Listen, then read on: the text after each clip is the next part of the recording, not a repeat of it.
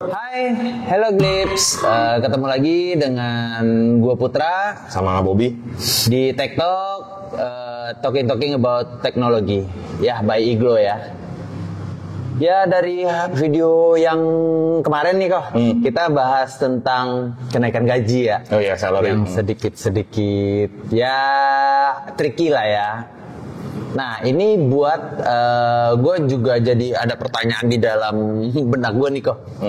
Kayak itu yang udah kerja. Yeah. Itu yang udah kerja, yang udah mengalami dunia kerja dalam probation atau udah lanjut ke tahun-tahun berikutnya. Ini yang mau gue nanya nih, kan gue juga cukup panjang nih waktu tahun-tahun after wisuda. Nyari kerja cukup panjang waktunya, masukin sana sini, interview sana sini gitu. Untuk para pencari kerja dan rekruter itu kebutuhannya seperti apa sih kok? Ya, jadi mengenai rekrutmen ya, pencari kerja yang awal-awal terutama atau yang pindah kerja ya. Oke, sebelumnya juga ngomongin soal rekrutmen, saya ada pengalaman beberapa kali support rekruter juga di sini untuk bantu terutama di bidang teknisnya, sama ngajarin teknisnya ke beberapa tim rekruter di sini. Iya, pernah. Jadi saya juga pernah ngajarin hal teknis untuk ke tim-tim talent acquisition di sini. Kan mereka kan lebih ke rekrutmen abis ya. Jadi saya juga ada teknisnya. Di luar dari saya juga ada sih kayak si SMA yang pernah atau senior yang pernah muncul di Tech Convo episode sebelum juga mereka suka support gitu ya, suka bantu gitu. Nah, kebetulan saya juga dulu pernah bikin aplikasi HRIS juga, pernah belajar tentang HR juga di HR Expo, tentang beberapa buku HR. Jadi saya share nih hubungan antara rekrutmen sama IT nih yang apa sih yang bikin orang mestinya keterima kerja atau enggak gitu ya. Kesulitannya di mana sih ngelamar kerja segala macam. Dan kebetulan saya kan juga ngedidik anak-anak fresh grad nih, buat mereka tuh ngelamar kerja pertama kali ya nggak bisa kayak yang meet sama senior kan, langsung udah tahu gitu loh mesti ngapain gitu kan. Ini lebih ke general apa lebih ke IT nih kok? Yang gue mau bahas lebih ke IT sih. Lebih ke IT. Lebih ke IT kan. Kebetulan juga Tech Talk, teknologi kan. Mungkin ada yang bisa diambil pelajaran generalnya, tapi yang gue mau bahas khusus lebih ke programming sih, ya gitu. Para pencari kerja bagian IT ya. Bagian IT lah gitu. Nah, tapi sebelumnya kita harus supaya ngomongannya nyambung nih sama kalian nih. Sebelumnya kita harus kenal dulu 3 istilah. 3 istilah untuk 3 role orang ya dalam rekrutmen. Yang pertama tuh aplikan. Aplikan itu simple, orang yang apply. Iya. Artinya kalian baru tebar CV. Iya. Atau mungkin sekarang kan udah ada kayak LinkedIn gitu ya. Dia cerita tentang gua. Jadi itu kayak baru tebar pesonanya lah. TPP lah ya. Iya. Baru kayak cerita gua nih siapa gitu, ngelamar kerja baru ngelamar. Tapi kan bisa jadi perusahaan ini atau pemberi kerja dia CV-nya belum tentu tertarik kan. Bisa jadi ya dicuekin aja, di abandon gitu, nggak di kontak lah, atau mungkin baru di kontak kita mungkin udah dapat aplikan lain gitu kan. Nah itu dia stay di aplikan, ya udah dia stop di sana. Kalau misalnya dia nggak dipanggil untuk tes atau interview. Sebatas namanya aplikan dulu. Aplikan gitu doang gitu. Tapi kalau lu udah dipanggil untuk tes atau interview, atau kalau di proses gua kan agak unik nih, bootcamp. Udah duduk di kursi bootcamp, udah di training, udah diajarin. Nah itu namanya candidates atau kandidat ya bahasa Indonesia. Kandidat itu artinya sebenarnya CV-nya nih udah kayaknya oke lah, tapi saya belum yakin banget nih. Udah melewati filtering awal ya. Udah lewatin filtering awal CV-nya, tapi udah dipanggil tes sama interview gitu, udah dilihat, atau mungkin proses-prosesnya bisa lebih banyak lagi kreatif. Kalau saya ke arah training sama eliminasi, kalau rekruter yang lain mungkin ke arah tes sama interview. Nah baru kalau udah diterima jadi employee probation kan. Probation ada durasinya beberapa bulan, kalau oke, baru diterima jadi karyawan benarnya gitu kan, karyawan tetapnya kan. Nah jadi saya mau bahas nih, jadi kendalanya tuh orang bisa gagal dimanapun, bisa juga gagal di tes sama di interview kan. Jadi dia stop sampai di kandidat, aplikan sih lolos, di kandidatnya game over, atau udah masuk kandidat tapi employee probationnya nggak lolos. Tapi mungkin di video yang kali ini gue akan lebih bahas untuk aplikan sama kandidat dulu lah ya. Untuk employee basicnya dulu. Jadi employee nantinya employee probationnya nanti di video berikutnya mungkin. Oke. Nah, gue punya satu teori nih, biar orang gampang cerna, biar gampang nangkep gimana sih supaya saya bisa lolos dari aplikan jadi kandidat lolos lagi jadi employee gitu ya, jadi employee probation. Nah, gue sebut ini teorinya di jodoh. Ya, karena kerjaan jodoh-jodohan ya kayak. Exactly, harusnya para aplikan ini bisa mengimajinasikan sebenarnya nih kayak dia sama perusahaan tuh kayak dia nyari pacar sebenarnya, atau nyari calon istri atau nyari calon suami sebenarnya. Mereka berdua ini jodoh atau enggak? Ya cuman satu karyawan, satu lagi pemberi kerja, satu pencari kerja atau pemberi kerja. Jadi kalau bisa gua ibaratkan nih, gue perumpamakan nih, ketika lu aplikan tuh di mana lu tebar pesona. Mungkin kalau yang kalau kita nyari jodoh mungkin lihat dari penampilan, ya impresi pertama, visualnya dulu, visualnya cantik atau ganteng, terus ngelihat dia hobinya apa, aktivitasnya apa, orangnya kesannya kayak gimana begitu gue pertama kali lihat. Nah itu yang kita bilang mah CV-nya lah, CV-nya ya. Jadi apa yang lu first look-nya kan, kayak misalnya orang mau kenalan nih sama dia, kenapa lu mau kenalan sama dia? Karena mungkin cantik, mungkin apa, ada sesuatu yang menarik, mungkin gue pernah misalnya nanti cewek lihat Putra lagi main band keren, itu tuh CV-nya juga tuh. Waduh, jadi malu. Ya mungkin lihat dari situ, lihat situ. Nah begitu lu tahap di kandidat itu kayak kita mah kayak tahap PDKT kali ya. Udah diajak ngobrol, diajak chatting, ini orangnya mantepnya, basicnya bisa couple sama gua gitu loh. Meet up lah ya bahasa sekarang.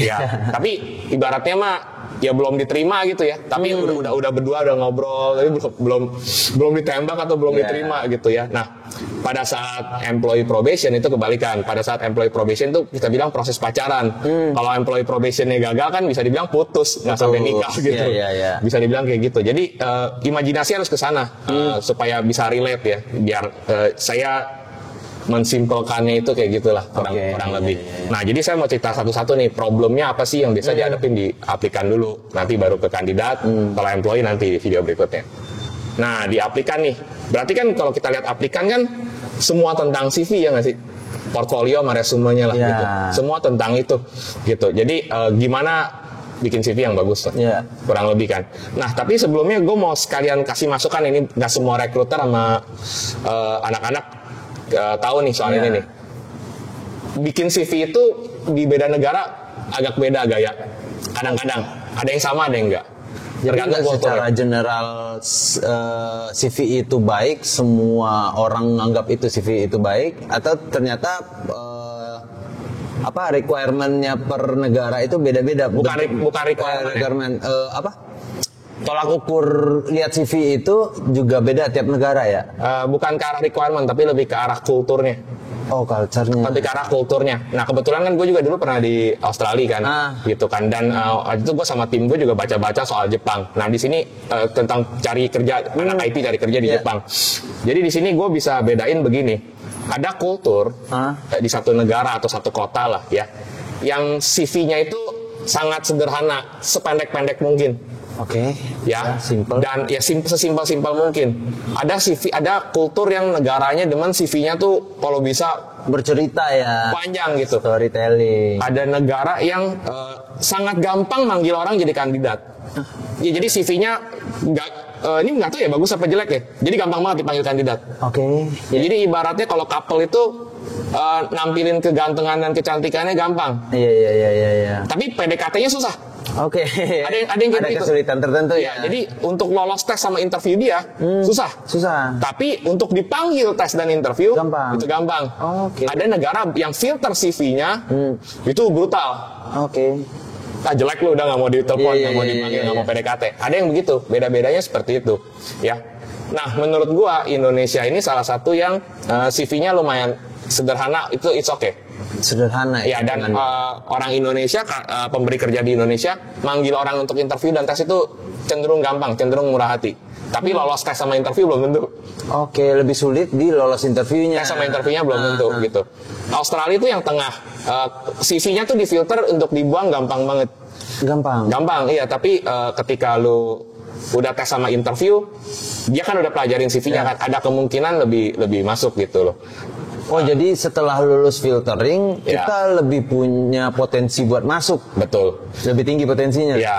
Nah, kalau di Jepang malah lebih ekstrim lagi dari Australia gitu. Jadi para pencari kerja tuh biasanya awal-awal lulus suka stres karena mereka bisa nunggu 3, 4 bahkan sampai 5 bulan untuk dipanggil. Wah. begitu mereka panggil itu tegang banget pasti kan, karena lu kebayang nggak sih yang orang bisa kenalan, bisa dapat nomor teleponnya susah setengah mati kan. Jadi begitu lu dapat pasti lu tegang, harus best of the best nih gitu. Kalau orang Indonesia lebih gampang manggil gitu. Ada yang contohnya kalau setahu saya ya, correct me if I'm wrong ya, kalau di India itu tipe yang CV-nya bisa panjang banget gitu. Mereka sangat menghargai kalau CV kamu bisa as detail as possible, sedetail mungkin gitu. Nah, waktu itu juga kan karena saya dari Aussie, jadi saya pernah kenal sama teman India, pernah baca-baca yang kayak tadi cerita soal Jepang juga. Saya pertama kali ngelihat, saya kan bantu nih recruiter ya tadi pengalamannya. Saya sempat kaget, terutama anak-anak zaman now. CV-nya kok gini doang gitu loh. Dia tulis sesimpel mungkin. Kalau saya lihat dari pengalamannya, harusnya dia bisa cerita lebih banyak. Lalu saya dikasih tahu ke rekruter. Nah, ini rekruternya ngajarin saya nih kalau dalam hati ini. Memang begini kali Bob, stylenya zaman sekarang. Nanti dia interviewnya yang harus bisa ngejelasin panjang. Lu yang bisa kasih tes begini katanya. Jadi CV itu cuma short cerita. Gitu pendek tapi nge-punch itu aja. Yang penting gitu. Biar nanti bisa cerita pas interview. Betul. Jadi kenapa sih ada dua model gini? Saya nggak akan bilang mana yang lebih bagus, mana yang lebih jelek. Ini beda kultur doang. Karena sebenarnya relatednya sama waktu. Kalau CV lu pendek, artinya si pemfilter ini nggak butuh waktu lama untuk memfilter, kan dibaca pendek. Kebayang nggak kalau lu jadi recruiter, setiap orang CV-nya tebal. Baca dulu satu-satu, pelajarin satu orang aja untuk menentukan dia datang atau enggak lama. Tapi kalau lu menurut pemikiran kayak Australia atau Jepang, lu kalau dikit-dikit manggil interview sama tes, itu yang justru buang waktu orang. Udah dites sama interview nggak jadi. Mereka lebih mikir filter dulu CV. Nanti kalau emang udah yakin baru panggil supaya nggak buang waktu gitu. Nah, kalau yang di Indonesia mungkin gue yang filternya mungkin bisa capek nih buang waktu. Gitu kan, jadi gue mau yang gampang panggil aja biar kenal orang kan. Tapi pemikiran orang Indonesia juga nggak jelek, karena cara mengenal orang kan dari CV lebih susah ya. Lebih asik kalau kenal face to face gitu. Itu ada plus minusnya. Dan ini juga gue pernah nih. Jadi setelah gue lulus kampus dulu di Australia, sempat kaget juga nih cari. Jadi mau pindah kerja, cari kerjanya lumayan nggak segampang dipanggil di Indonesia gitu. Terus gue sampai kampus gue tuh menyediakan pengajaran gratis free. Jadi gue belajar di sana, belajar gini-ginian nih, khusus lu mau cari kerja gimana? Belajar untuk seminggu apply. Iya, khusus pelajaran untuk apply. Jadi semua anak fakultas apapun, jurusan apapun di sana ada khusus untuk apply, dan kelasnya dibuka oleh kampus umum gitu ya, satu minggu. Jadi banyak banget anaknya. Dan di situ juga gue belajar kulturnya kayak gitu, dipanggil tuh nggak semuanya sama gitu, nggak semua gampang gitu. Nah, pertama nih, kita cerita CV dulu ya. Jadi udah pasti nih kalau di negara yang kulturnya CV-nya mau sederhana, lu udah dituntut nanti pada saat interview jago ngomong. Iya dong. Karena kan CV-nya menjual diri. Iya, menjual diri kan CV-nya simpel. Nanti kenalan. Jadi ibaratnya nih kalau pacaran, yang saya nggak lihat, lu nggak usah harus ganteng-ganteng, cantik-cantik banget deh. Kenalan nanti kita lihat lu seberapa asik. Tapi lu bener-bener first date-nya tuh harus bener-bener harus nunjukin lu bisa ngomong atau apa gitu, nggak ketemu pasangan lu yang gitu kan. Jadi ada yang kultur seperti itu. Nah, ini saya cerita mungkin yang lebih ke Indonesia aja ya, karena kita kan masyarakat Indonesia gitu, lebih dituntut jago ngomong. Tapi tetap CV-nya bukan berarti nggak penting ya. Bukan nggak penting, bukan berarti CV-nya nggak penting. Nah, ini gue mau ngomong lebih ke teknis sama soft skill nih ya, dari penulisan CV ya. Mohon maaf ya, saya ngomong agak kasar ya, maksudnya banyak banget saya ngelihat ada beberapa, masih ada ya, untuk yang minta sama senior sih jarang kejadian ya, tapi untuk yang pertama kali cari kerja ada yang kayak begini. Mereka tuh bingung mau nulis apa di CV. Akhirnya menurut gue banyak omong kosong ya, banyak bullshit nih. Contoh nih, sesimpel bullshit ya, ini bagian soft copy. Cerita, saya tuh orangnya rajin, ditulis gitu di CV. Saya ini bekerja keras segala macem. Bro, itu lu nggak perlu nulis gitu kan. Maksud gue, siapa sih yang nulis di CV-nya? Gue orangnya males, saya orangnya tidak bertanggung jawab. Siapa yang mau nulis itu ya? Jadi lu nggak mungkin bilang ngaku-ngaku gitu kan. Lu sama aja, sekarang balik lagi ya ke perumpamaan pacaran. Kan nggak mungkin kan lu first dating ngomong, oh gue ini orangnya sampah, lu nggak setia gitu kan, nggak mungkin kan. Gue orangnya cuman mau uang lu doang gitu kan, nggak mungkin kan. Gitu kan, nanti juga gue bosen kalau gue udah lihat lu nggak cantik, udah tua gitu kan, nggak mungkin lu ngomong gitu kan. Pasti juga siapapun ngegombalnya pasti iya. Tentang lu tentang jati diri lu, karakter lu bagus atau enggak, itu kan harus orang lain nilai. Iya, bukan kita yang nulis ya. Kita yang nulis. Gitu kan. Jadi salah cara gombal ya pas pembuatan CV pertama ya. Salah banget. Itu aneh, saya masih amazed kadang-kadang ada loh yang nulis begini tuh ada. Gitu kan. Nah, yang kedua nih, bagian teknis nih. Ya, bagian teknis untuk fresh grade ya. Untuk yang para ini sama senior mungkin kalau nonton ini kayak, emang gitu ya Bob yang fresh grade ya? Iya, masih ada yang nulis gitu. Nah, untuk bagian teknis, kita tuh yang mau kita banggakan di bagian teknis. Bisa lo cerita language, bisa lo cerita programming language framework, bisa lo cerita arsitektur, microservice, pernah monolith, pernah lo cerita manajemen, pernah juga lo cerita macam-macam deh ya. Seberapa lo pegang beberapa modul, bantu banyak departemen segala macam, itu lo bisa banggain gitu loh. Tapi ada bedanya begini nih, kalau misalnya kayak lu nih desainer, ada orang yang bisa tulis gitu, skill gua Illustrator, Photoshop, Figma gitu, dia bisa cerita begitu kan, atau video editor bisa misalnya After Effects, bisa dicerita si DaVinci Resolve gitu, dia bisa cerita di bagian sana toolsnya. Kalau buat programmer lu nggak boleh cerita begitu. Lo nggak boleh cerita bilang saya pengalaman di Visual Studio, saya pengalaman di IntelliJ, nggak boleh. Tools itu nggak penting di dalam programming. Masalahnya anak fresh grade tuh masih ada yang tulis begitu. Oke, berarti beda banget ya. Kalau desainer kan ya tools itu salah satu cara penjelasan bahwa kita bisa kerja. Betul. Kalau di programming enggak, dia nggak akan mau bahas bagian situnya. Kalau di programming kita sebut itu IDE, singkatan dari Integrated Development Environment, nama toolsnya. Jadi nggak ada yang peduli. Kayak misalnya nih programmer Java, toolsnya itu banyak. Bisa jadi dia pakai IntelliJ, bisa jadi dia pakai NetBeans, bisa jadi dia pakai Eclipse gitu. Nggak penting, tiga-tiganya sama jago. Kita nggak penting kamu mau pakai tools mana. Bahkan kadang-kadang kita pindah tim, ya udah pindah tools. Nggak masalah. Itu mah cuma tempat kayak anak front end mau ngodingnya di Visual Studio Code, mau di Atom, mau di Sublime, mau di text editor apapun, gua nggak peduli. Jadi nggak perlu tuh ceritain gitunya. Kayak orang yang mengoperasikan database nggak perlu cerita saya pakai SSMS, saya pakai MySQL Workbench, atau saya pakai Navigate, itu nggak perlu. Jadi apps itu cuma tools doang. Platformnya doang. Iya. Kalau gue boleh mau jelaskan ke orang awam lebih kayak begini, gue lebih membanggakan cerita gue bisa loh bikin meja. Ini andai kata gue tukang kayu ya, gue bisa loh bikin meja, gue bisa bikin lemari macam-macam. Nih rekor gue nih pernah bikin lemari yang sekeren ini gitu. Gue nggak akan nanya palu lu tuh mereknya apa. Gue nggak peduli tuh palu lu Crisbo atau apa. Ya mungkin beli di toko sebelah, gue nggak peduli. Kayak begitu tuh banyak, masih banyak. Kalau desainer lu bisa ngomong begitu tuh, atau animator, misalnya saya pakai pakai Blender, pakai Maya gitu, itu bisa cerita. Kalau di programming tuh enggak. Nah, jadi berarti yang lebih bisa dibanggakan atau ditulis di CV lebih ke programming language-nya. Saya Java, Python, saya pernah Spring Framework, saya anak PHP, bisa CI, bisa Laravel. Saya pernah ngerjain Laravel-nya untuk microservice. Saya biasa bikin REST API saya pernah tipenya SOAP, pernah GraphQL gitu. Lebih ke arah tanahnya, teknik, framework, lebih kayak begitunya. Bahkan library sama framework itu bagus disebut. Tapi tools-nya enggak, karena ujung-ujungnya juga sama aja kayak di sini kayak Pak Hendra gitu, dia nggak akan peduli. Yang penting lu jago Java, lu mau bisa biasa ngoding di Eclipse ke IntelliJ, itu mah cuma belajar sebentar doang, udah mantap.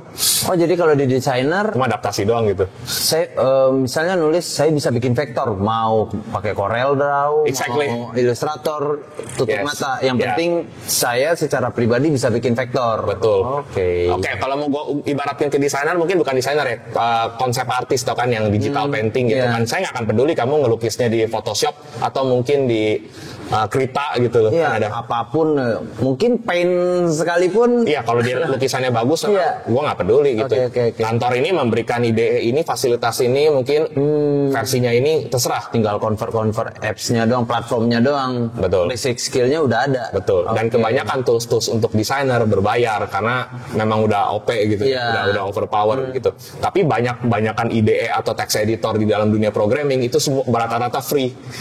Ya, atau mereka sediakan 2, free editionnya atau community edition, satu lagi yang ultimate atau developer editionnya yang mahal. Yang mahal juga enggak sih, ada harganya gitu, nggak mahal justru. Dan harganya jauh ya sama Adobe gitu, kita cenderung lebih murah. Ya. Lebih murah kok? Iya, lumayan. Jadi platform itu sebagian juga ngerilis yang community base-nya. Pasti rata-rata iya. Kalau sama yang lebih advance-nya bayar dikit gitu. Iya, paling advance-nya bayar dikit. Justru mereka ini juga sama ya, kalau ke project management juga sama ya, kayak kamu pernah pengalaman pakai Jira, sekarang ada ClickUp, mau pernah pakai apa? Trello gitu. It's just a tools gitu. The weapon di sini gitu loh.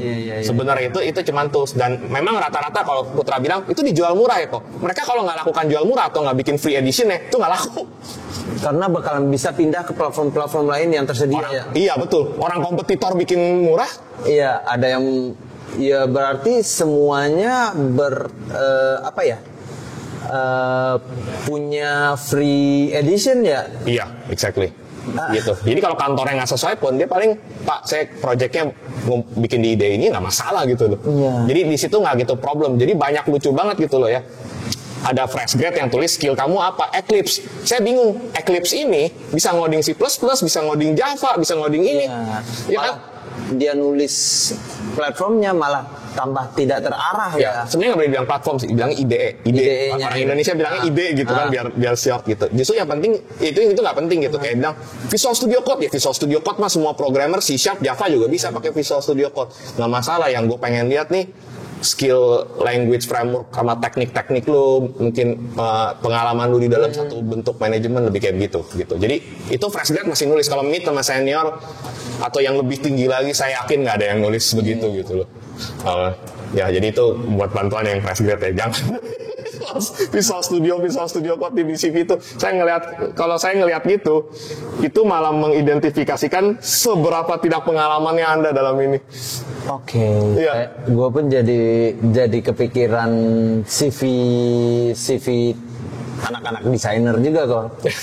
Tapi kalau desainnya agak beda ya, terus itu lumayan dilihat. Kalau menurut gue udah mid ke senior harusnya tidak. Gue juga lihat beberapa ya kok. Tidak ininya lagi platform atau apps-nya lagi. Dia udah menentukan dirinya, dia ilustrator kah, dia apa gitu. Kalau mungkin yang fresh grad apalagi DKV tebar.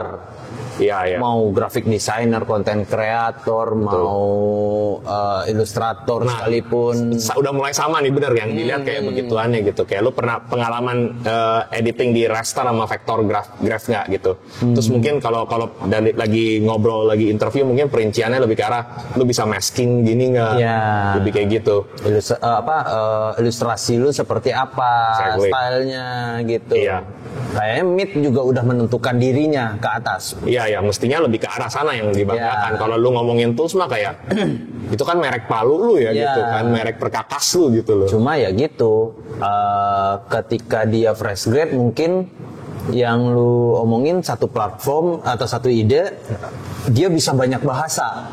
Kalau di Illustrator mungkin ya Illustrator, dia bisa pakai tools yang tersedia di Illustrator tuh. Justru nggak juga. Pernah jadi ada orang yang ngomong, saya pakai Visual Studio Code. Terus gue tanya gitu, ya lu di Visual Studio Code ngapain? Terus dia cuma cerita satu hal gitu. Saya bisa ini doang, bisa misalnya dia bilang bisa C# doang, gitu. Terus lu nggak tulis C# gitu. Iya, C# harus dia tulis. Malah dia nggak tulis gitu.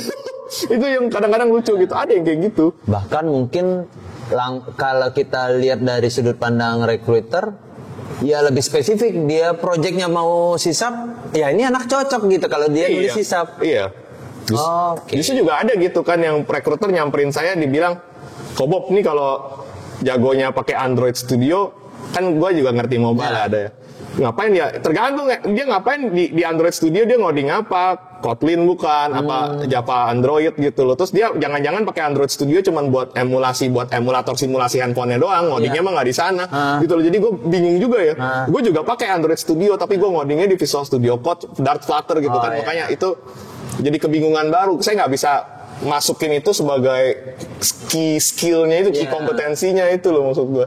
Ya. Dan buat nanya itu balik ke anaknya itu makan waktu lagi. Makan waktu lagi, bisa ketahuan tapi kayak kenapa lu yang tulis yang begini gitu loh. Gitu.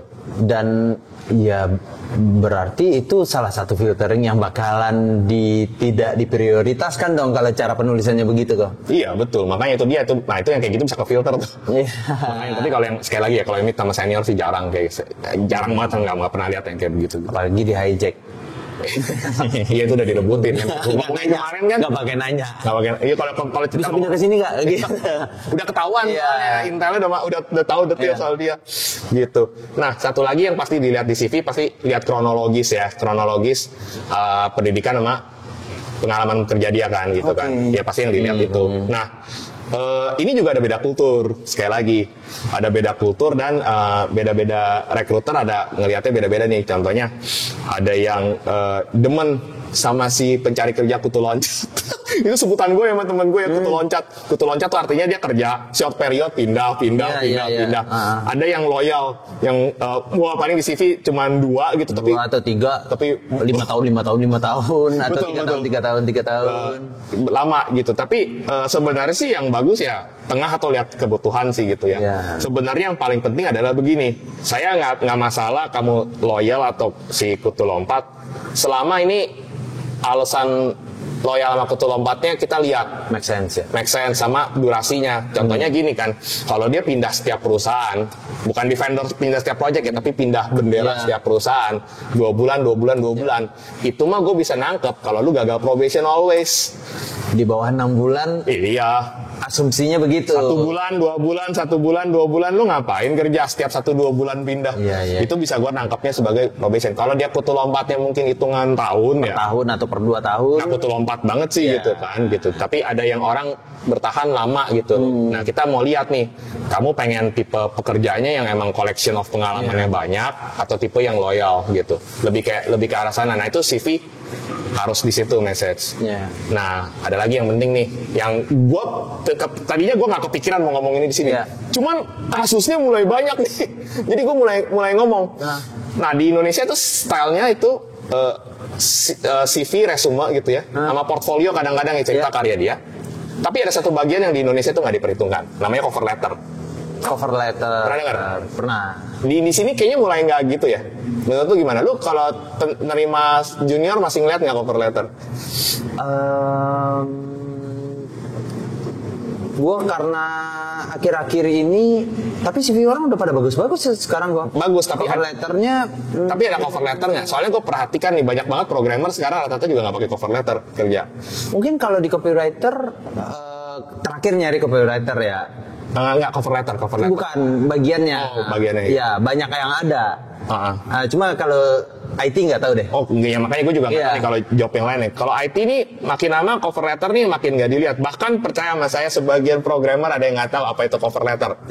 Mungkin saya ceritain dulu. Cover letter itu bagian CV yang paling depan, di mana ada pesan lu kenapa lu mau kerja di sini, kenapa gue pengen ngelamar kerja di sini, plus minusnya apa, kenapa gue mau pindah ke sini gitu.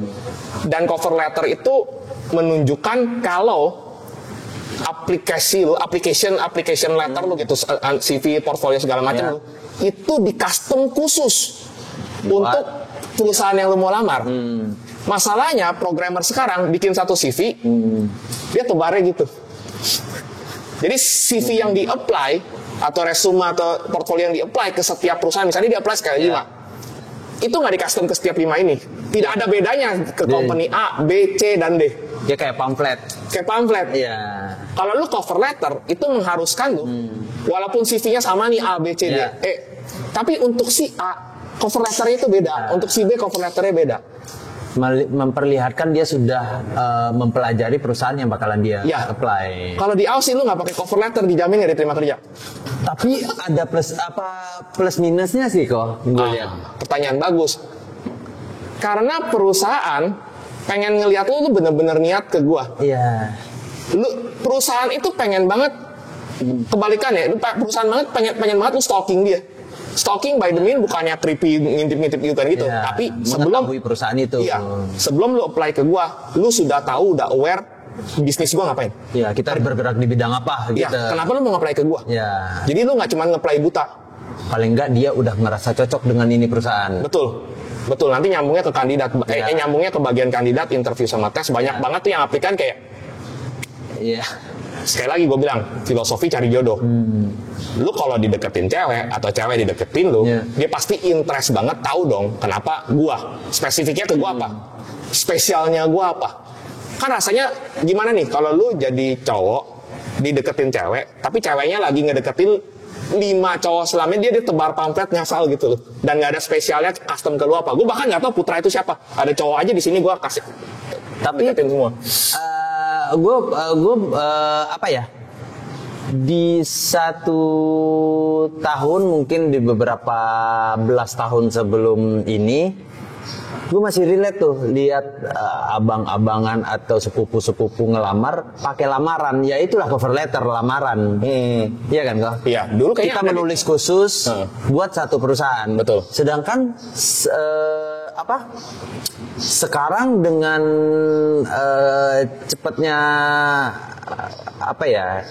bukan perkembangan sih, cepatnya gonta-ganti dan harus apply ke semua, makanya orang meniadakan itu kali ya. Exactly. Jadi kultur culture-nya baru. Ya, jadi culture baru. Kalau dulu mesti cover letter, sekarang nggak pakai cover letter juga nggak apa-apa. Bahkan si penerima kerja tahu dia lagi di dalam antrian, itu hal yang wajar. Yeah. Bahkan lu udah ngelamar kemana aja, orang sekarang nggak cerita aja. Yeah. Lu tuh cuman perusahaan ketiga dari 8 yang gua iniin. Gua juga nggak sampai spesifik kenapa pengen join lu gitu. Ya kan. Kalau perusahaan-perusahaan besar kayaknya masih lakukan gitu deh, kayak Google. Gue pengen tahu lu seberapa Google lu gitu. Kalau segede itu mungkin ya, ada yang punya impian kerja di sana. Ya, betul. Cuma kalau bukan sebatas sih, dengan skala perusahaan mungkin kalau di Indo ya kita lihatlah raksasa itu, tapi kan nggak itu doang kantoran di Jakarta. Ya. Ada ribuan kantor di Jakarta, dan itu bukan impian orang, itu cuma sebatas kerja. Ya, jadi kayak LinkedIn, kita juga sadar diri ya. Di LinkedIn lihat ada lowongan udah 120 aplikan, ya udah kita nambah 1 gitu kan. Kita pun udah sadar diri ada 120 nih saingan, ya udahlah gitu. Exactly. Tapi ya memang itu jadi kultur baru ya. Tapi kalau lu sebagai pemberi kerja masih dispesialkan kan?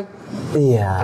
Bukan hal yang wangi itu. Gue tahu sekarang kulturnya kayak gitu, orang udah tolerir, nggak masalah juga. Gue juga nggak bermaksud kolot harus ada cover letter ya. Gue nggak gitu. Bukannya kalau lu nge-apply ke Indo Cyber nggak ada cover letter ya gue merah, bukan gitu juga. Tapi triknya lah. Tapi itu salah satu hal yang sebenarnya oke gitu loh. Karena sekarang ini gue mau cerita, nggak pakai cover letter is oke kulturnya. Tapi ada sekarang kultur yang lebih 15 gue bilang ya, ke arah anti cover letternya 15. Contohnya banyak banget, misalnya orang udah punya beberapa pengalaman, ya contohnya orang udah punya beberapa pengalaman gini, perusahaan 1, perusahaan 2, perusahaan 3, dia sekarang kerja di perusahaan 4. 4. CV-nya tuh masih di perusahaan 3, dia nge-apply ke perusahaan 5. Terus pada saat gue interview, lu bukannya katanya tadi cerita di 4 perusahaan, CV lu cuma 3 pengalaman. Ngerti gak? Belum update. Dia ngomong dengan tanpa dosa aja, saya memang belum update gitu. Tapi biasa aja, oh iya lupa update. Tapi dia lupa update lucunya. Saya perusahaan berikutnya nih, teman saya tahu, dia juga belum update, dia kayak nothing tulus, dah kasih aja. Udahlah, nanti juga ditanya. Jadi CV itu kayak kesannya makin nggak penting lagi gitu. Ya, nyebar biodata lebih tepatnya ya. Iya. Kayak sesimpel bukan simpel lagi sih bahasanya. Kalau gue denger juga kayak nyepelein ya. Iya, nggak diupdate tapi udah disebar. Itu dia bahkan nggak willing untuk update. Kadang-kadang gue tanya loh, ini kok tahunnya dari segini nih. Oh ya itu saya belum update. Aduh, gue sering banget kedapetan yang kayak begitu tuh, CV-nya belum update. Nah, kalau lu yang rekrut kok, kalau dia belum update, itu efek sih buat gua sih. Itu -1 ya? -1 sih. Apa 3 minusnya itu? Berapa ya? tapi itu poin minus menurut gua sih. Karena gini, lu nge-apply-nya nggak pakai niat menurut gua. Bukannya lu nggak bagus ngapain, tapi lu nggak pakai niat. Nggak bakalan lu anggap itu pewajaran ya. Itu pasti dapat nilai dan minus nilainya ya. Iya. Dan persis kayak cari jodoh, menurut gue itu jadi new culture. Gak niat update tuh jadi culture. Karena somehow yang pelamar kerjanya ini jadi sombong, jadi kayak belagu. Dia mau ngomong sama pemberi kerjanya, lo yang lebih butuh gue. Gue nggak niat banget update gitu. Kayak sekarang diceritain kan, orang cari jodoh banyak yang gitu. Malah katanya cewek tuh senang kalau yang cowoknya tuh nggak niat ngejar dia banget, cool cenderung nyuekin, bad boy. Ya kan, kalau kalian pernah lihat cuplikan di satu film romance ini nih, What Love Is, si Sean Austin yang ngomong tuh. Jadi dia punya cerita 11 Man Theory, teori cowok ke-11. Jadi ada satu cewek, ada 10 cowok deketin dia, wah, di-treat dengan bagus, disayang, dibeliin makanan, minuman segala macam. Lalu ada satu cowok yang cowok ke-11 yang paling cool gini gitu, Sengak gue nggak butuh lu banget gitu, kayak gue bisa cari cewek banyak yang cakep gitu. Ceweknya langsung kalau kebelenger malah sama yang cowok ke-11. Tapi kan kalau kita pikir-pikir ini kulturnya salah apa bener, balik lagi ke diri sendiri gitu loh. Nanti ujung-ujungnya si cewek kalau dapat si cowok yang begitu, gue benci dia belagu banget, nggak perhatian sama gue segala macem lah. Dari hari awal juga emang udah begitu. Elunya milih yang begitu. Lu milih yang orang yang emang nggak bener-bener niat di sini kok gitu loh. Jadi kan sama kan ya perumpamannya gitu kan. Jadi yang masuk itu juga kayak, gue juga nggak niat masuk ke perusahaan lu, gue iseng aja open green, gue labelnya gue kasih ke lu, udah gitu. Jadi banyak banget tuh sekarang yang interview gitu. Beda ya sama kultur dulu ya. Ini karena pengaruh teknologi juga kayak LinkedIn segala macam. Beda ya sama kultur dulu yang orang cari kerja potong koran gitu kan. Itu nggak mungkin belagu tuh. Malah sampai saya butuh gitu. Pakai kemeja, bawa map, mana-mana. Gue ya di tahun-tahun itu ya gue lihat lah om-om gue nyari kerja. Perbedaan generasi lagi nih kalau kita ngomong sama kemarin yang baby boomer, Gen X, Y, Z gitu. Kutu loncat itu jadi bisa dibilang di bawah 10% dari zaman itu. Dan loyalty yang dihargain banget di zaman itu. Iya, orang bisa ngomong gue pensiun setelah 30 tahun bekerja di situ. Betul. 25 tahun bekerja di situ. Dan rekruter di zaman itu juga sering banget nanya, alasan kamu keluar dari perusahaan satu apa? Kenapa masuk perusahaan dua? Alasan keluar dari dua apa? Itu nanti kita bahas itu di kandidat nanti ya. Banyak banget. Sekarang cenderung cuman udah pernah di sini doang udah gitu. Bahkan nggak ditanya alasan masuk keluar itu apa, banyak yang nanya. Itu menurut gua sih, kalau gua nanya ya. Lu tetap nanya. Call me old school, tapi menurut gue itu tetap hal yang itu membaca tipikal orangnya nggak sih, ceritanya dia bakalan ceritain apa, membaca karakter orang dalam waktu 1-2 jam doang. Itu teknik gue tetap akan nanya itu. Tapi gue nggak tahu ya rekruter lain kan beda-beda ya. Again, ini pendapat gue ya gitu. Nah itu kurang lebih sih untuk bagian aplikan, sedikit tipsnya gue bilang kayak begitu. Gitu. Oke. Emang di visual itu bukan cuma desainnya ya, bukan secara look doang. Lu harus cerita tentang apa yang harus lu ceritain. Lu harus ngebanggain apa yang harusnya emang itu bisa dibanggakan gitu. Oke, jual dirinya tepat-tepat lah ya.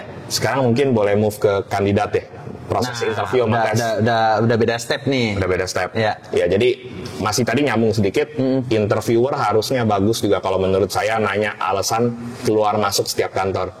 Jadi kalau dia punya sejarah, pernah kerja di 5 perusahaan, kenapa dulu masuk satu, kenapa dulu keluar dari satu, kenapa masuk kedua, kenapa keluar dari dua, terus sampai kenapa lu nge-apply ke perusahaan kita. Harusnya begitu. Kenapa? Karena begini, andai kata dia bilang, alasan saya, misalnya dia 4 perusahaan ya, kita perusahaan kelima, andai kata alasan saya pindah dari perusahaan keempat, karena saya nggak suka jaraknya jauh dari rumah saya buang-buang waktu, macet, capek segala macem. Terus kita baru plek, perusahaan kita juga jaraknya lebih jauh lagi ke rumah. Bakalan ada potensi dia gituin kita lagi. Iya dong. Terus ngapain? Kalau lu dulu ngerti kan? Kayak lagi-lagi jodoh ya. Kalau kita sebenarnya harusnya bisa yang ngobrol di bagian ini. Kalau kita misalnya kenalan sama seorang cewek, dulu ada ex nggak, ada mantan nggak, ada. Alasan lu dulu mereka sama mantan kenapa? Banyak yang sensitif kan ditanya gitu karena dipikir, gue masih sayang gitu. Lebih ke arah jangan-jangan lu break sama mantan lu, bisa kejadian di gua juga karena gua sama mantan lu tuh relate. Gitu. Kenapa dulu putus sama dia? Anaknya terlalu kutu buku, anak programming. Dia anjir, gua juga kutu buku. Lu bakal berakhir putus juga dong gitu. Ada potensi digituin juga gitu. Jadi kita bisa ngelihat jangan-jangan anaknya salah nge-apply gitu ke kita. Lu tau nggak di kondisi perusahaan kita juga begitu loh. Ya kan? Kadang dia nggak baca alamat di situ, cuma baca perusahaannya doang. Nge-apply-nya sekarang mah merem, banyak yang pokoknya misalnya dicari front end gitu. Yang penting ada front end-nya di situ. Mau perusahaannya PT apa, apply. Itu jaring katanya. Itu juga banyak pengalaman sebelumnya full stack. Kita mau terima full stack. Alasan kamu kenapa sebelumnya resign? Terus dia bilang, oh karena walaupun saya dulu full stack, saya nggak demen front end. Saya pengennya banyakkan kerjaan back end-nya. Tapi di perusahaan lama full stack yang front end-nya juga lumayan banyak. Terus kita baru nyadar ya, kita pengen terima dia di company ini, kita pengen dia ngerjain 50-50 gitu loh. Iya. Wah, lu bakal nggak seneng juga dong di perusahaan kita. Iya, oh, iya. Terus dia baru nyadar, oh di situ juga full stack-nya banyak front end-nya. Ya kalau full stack mau nggak mau banyak di mana ya dia harus ngerjain semua. Iya, makanya kan itu kan tapi kan lagi nih persepsi orang ya. Kita Iya. mendingan lurusin dulu. Di situ akan tanya jawab. Sekali lagi, ada juga rekruter yang nge-skip pertanyaan gitu, menurut gue please ditanya di bagian itu alasan lu keluar masuk kerjaan. Oke. Klasik dia. Yang kedua nih, ini klasik, saya sampai sekarang masih ngelihat rekruter nanya ini bagus. Cuman nggak tahu kenapa sebagian anak bahkan ada yang masih jawab ini tuh I'm so sorry ya, rada dam-dam ya. Di akhir interview ketika misalnya saya interviewer nih pemberi kerja, saya nanya Putra gini nggak gini nih. Di akhir interview dia pasti suka nanya gini. Oke, kurang lebih dari saya itu. Dari Putra ada nggak pertanyaan ke saya? Ya. Sering banget itu. Banyak yang fresh grade atau yang mid masih jawab gini. Nggak ada. Nggak ada Pak, nggak ada Bu. Udah itu dong. Nggak ada. Gini ya maksud gue ya, kalau lu cari jodoh, lu PDKT, lu juga pasti pengen tahu dong kenapa ceweknya mau sama lu. Iya. Penting dong. Kalau nggak lu insecurity di situ dong. Iya dong. Gue mau sama lu karena ini gue cerita. Tapi gue juga tertarik dong. Kenapa lu mau sama gue? Gitu. Ya. Kan lucu ya, ceweknya bilang nih, saya mau sama Putra. Dia nggak tahu hobi Putra, dia nggak tahu Putra itu siapa, dia nggak tahu detail biodatanya sedikit pun soal Putra nggak tahu. Tapi dia mau sama lu. Curiga nggak? Ya, gue pernah baca ini nih di link. Iya dong. Dan gue praktekin kok dari 2019 gue Iya. praktekin. Jadi gue juga pernah pengalaman gitu punya teman. Iya. Teman nih cowok nih. Heeh. Tiba-tiba dia dimacomblangin lah gitu lah. Iya. Dia bilang sama teman-teman kita yang ada cewek juga, dia bilang katanya teman gue nih dari Pontianak nih mau nih sama lu. Iya. Si cowok ini teman gue bingung dong. Anjir, lihat muka gue aja, kerjaan gue nggak tahu. Dia udah mau sama gue. Nah kebetulan teman saya ini udah permanent resident di Australia. Iya. Udah penduduk tetap. Dia langsung bilang, gue tahu dia mau sama gue karena dia mau sama PR-nya doang, sama permanent residentnya doang. Oke. Karena si cewek ini mau jadi penduduk tetap juga di sana. Oh. Nanti mau putus mau cerai bodo amat deh. Ngincar itunya doang. Secara dia ngincar legalnya dulu. Iya, jadi teman gue ini yang cowok ini lagi langsung bilang say no. Gue nggak mau. Ngapain gue mau sama cewek yang suka sama gue blind, nggak lihat apa-apa gitu. Itu aneh gitu. Nah itu sama. Lu harus tanya lagi. Nah gue ngajarin ini ke anak-anak bootcamp gue. Tapi tetap ada aja yang dam-dam. Nanyanya begini. Pernah dia interview, gue kebetulan nemenin dia. Ini juga interviewernya baik, gue boleh nemenin dia. Dia bilang gini, oke Pak, saya ada pertanyaan. Katanya kantor Bapak pernah dihack ya? Kaget kan? Si interviewer nggak pernah, itu hoax dari mana? Tapi kalau sampai kantor Bapak dihack, emang respon Bapak, reaksinya, compliance gimana? Lu sekarang, andai balik lagi nih, lu pacaran nih, dia ada pertanyaan ke lu. Lu orang yang nggak setia ya, Put? Ya. Suka mutusin cewek ya? Dituduh. Belum apa-apa. Belum apa-apa. Tapi kalau ternyata gue sikapnya kayak gini, lu gimana tindakannya? Ngerti nggak lu? Itu kan yang Belum apa-apa udah dikasih masalah ya. udah dikasih masalah, udah sensitif. Bayangin kayak gitu kan. Sebenarnya kita bisa ngarang. Saya sampai akhirnya ajarin contohnya. Lu bisa nanya gini. Pak, kalau boleh tahu di sana kerjaannya metodologi proyeknya apa? Agile atau yang tradisional? Bapak di sana pakai frameworknya apa? Yeah. Oke, programming language kita sama. Bapak di sana frameworknya apa? Bapak di sana lebih ke microservice atau monolith? Bapak di sana REST API-nya bagaimana? Itu bisa tanya. Kalau dia tanya balik, emang kenapa ya? Nanya-nanya balik. Oh enggak, saya mau ke perusahaan Bapak, cuman saya mau ngelihat gap skill saya, gap kompetensi saya, sama yang Bapak butuhkan sejauh mana. Kalau masih ada yang saya kurang, sebelum saya masuk ke perusahaan Bapak, saya mau belajar dulu, siapin diri. Iya. Wah itu kan kliennya seneng banget tuh pasti. Itu Wah rajin, lu belum mau masuk ke gua, dia udah mau belajar preparation buat gua. Itu kan simple. Kayak misalnya cewek nanya, Putra, hobinya apa, senangnya apa? Emangnya kenapa lu nanya-nanya? Biar saya nanti tahu kalau Putra ulang tahun saya kasih hadiah apa. Kan mantep kayak begitu. Aduh. Iya kan? Kan kayak Ngelayang atau ngelayang gitu. Melayang kan? Nah, teorinya kayak sama jodoh aja. Apalagi kita kan rumit nih ya teknologi. Ada programming language-nya, ada framework-nya, ada arsitekturnya, ada desain pattern-nya, ada ini, ada itu, project metodologinya, ada ininya, DevOps-nya gimana, pakai virtualization-nya, kan itu rumit. Susah ya untuk seorang rekruter nyari semua yang skill-nya match. Iya. Bisa jadi frameworknya sama-sama Spring, sama-sama Java, Express sama-sama Node.js, tapi dia dulu biasa database MySQL, sekarang Oracle. Beda satu. Kita bisa mesti recruiter juga harus ngerti teknis ya guys ya, harus bisa ngelihat. Kalau kayak contohnya sesama SQL base, mungkin dia dari SQL Server ke MySQL ke Oracle cenderung lebih mudah karena sama-sama SQL base. Kalau dulu database dia MongoDB, mungkin ke SQL agak berat, atau dia SQL harus ke MongoDB, NoSQL harus berat. Nah itu yang saya selalu ngajarin recruiter, teknis harus tahu untuk matching. Ya kliennya mau, atau klien atau SME-nya atau project leader-nya pengen 5 skill ini, kita lihat 5 sama 5 ada satu pasti 1-2 yang nggak match, bisa kita tolerir nggak itu.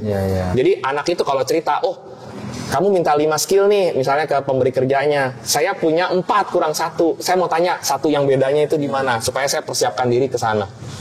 Begitu kan enak. Iya kan, ngerti kan? Itu kan trik yang simpel, tapi banyak aja tuh yang di interview tuh nggak gitu.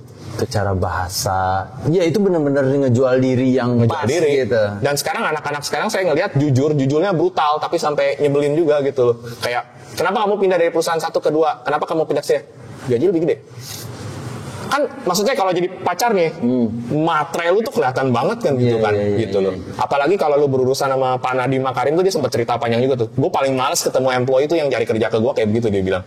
Dia pernah ngomong tuh, ada videonya gitu. Gue paling males kayak gitu tuh. Udah, saya sebenarnya nggak niat-niat banget masuk Gojek. Gue mau ngincer duitnya itu.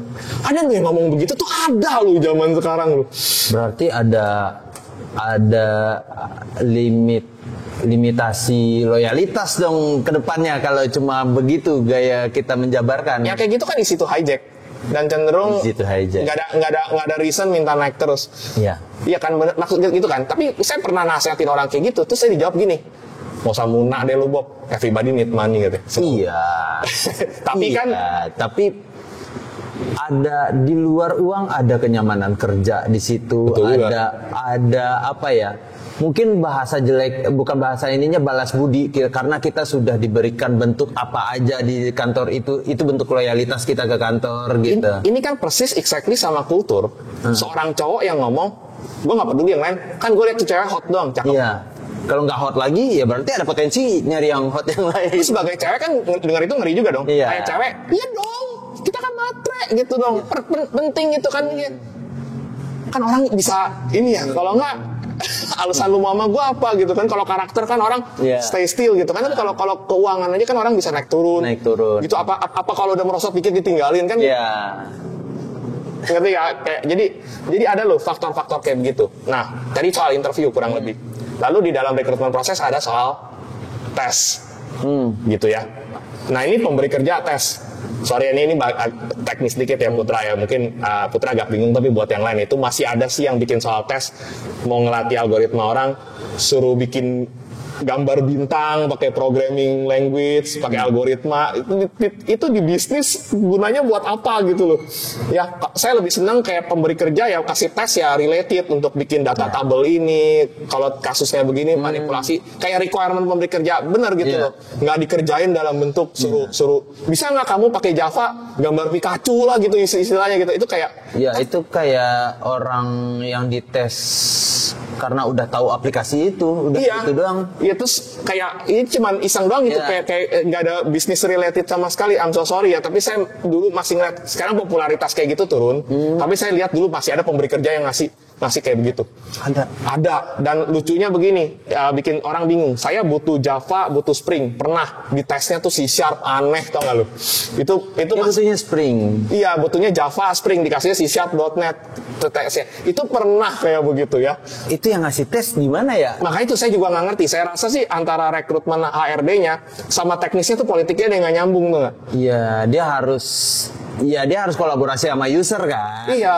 Standarnya udah kasih gitu aja kayak itu pernah loh yang kayak gitu. Jadi apa dia nyari di Google tes buat nggak ngerti deh kandidat IT. Ya jadi kan ini si anak bertanya-tanya kan. Lah, Pak, tanya butuhnya beda nih. Sebenarnya saya nanti kalau masuk kerjaannya apa? Iya, malah bingung ya. Iya, gitu. Itu kadang-kadang masih ada yang ngasih tes ngasal. Atau ini menurut saya ya, sekali lagi ini tergantung memberi kerja dan penerima kerja. Khususnya ini bukan untuk fresh grad, untuk orang yang pindah, udah pengalaman kerja dia mau pindah. Ya, tolong consider ini, apakah ini etis nggak etis? Banyak pemberi kerja bilang kayak gini, saya nggak mau tes macam-macam deh. kata dia, saya mau ngintip source code coding kerjaan di perusahaan kamu yang sekarang aja. Itu kan rahasia perusahaan ya. Ngerti kan? Kadang-kadang ya udah gue mau lihat aja nih ngintip project lu sekarang ngapain. Kalau itu projectnya lu latihan sendiri di rumah, bikin sendiri, lu kasih lihat itu etis ya. Tapi kalau ini, ngerti kan maksud gue kan? Ini etis nggak? Dan tolong yang penerima kerja nih kalau yang kayak begitu, kalau lu dipersilahkan sama nih anak ngintip kerjaan project perusahaan sebelumnya, artinya bisa jadi dari perusahaan lu nanti dia mau pindah, dia juga ngasih lihat kerjaan rahasia perusahaan dia sekarang ke orang lain. Apalagi itu ke kompetitor ya. Betul. Dan sering banget kan dari bank pindah ke bank, perusahaan multi-finance ke multi-finance. Wah, lebih ini lagi ya harusnya. Apalagi yang minta, boleh nggak gue minta source code lu untuk gue nilai? Dikasih. Maksud gue tolong ya yang kayak gini, yang pemberi kerja juga please ada etis ya, maksudnya. Jangan nanya yang kayak gitu juga. Dan kalau anaknya menjebak ya. Dan kalau anaknya nolak, you harus maklumin dong. Yang kalau anaknya nolak, lu harus maklumin gitu kan. Itu kan rahasia perusahaannya gitu loh. Dan ini saya cerita aja kurang lebih tentang lika-liku di dalam aplikan sama kandidat yang kebetulan saya masih ngalamin. Menurut saya kok aneh ya masih ada yang kayak gini, harusnya nggak usah diomongin. Tuh kurang lebih kayak gitu. Itu kurang lebih dari saya begitu loh. Jadi benar-benar apa ya, harus kalau yang untuk jadi aplikan itu ya benar-benar harus diceritain apa yang harus apa yang harus ditulis, jangan ngasal gitu ya. Exactly. Paling nggak belajar lah ya. Banyak nanya kan, ada punya senior, punya komunitas. Berkomunitas itu nggak jelek lah. Oh bagus ya. Berkomunitas dan bercerita dengan alumni itu, ya dia bakalan beda banget sudut pandangnya sama gue lihat ya kok. Sudut pandangnya sama idealismenya anak mahasiswa.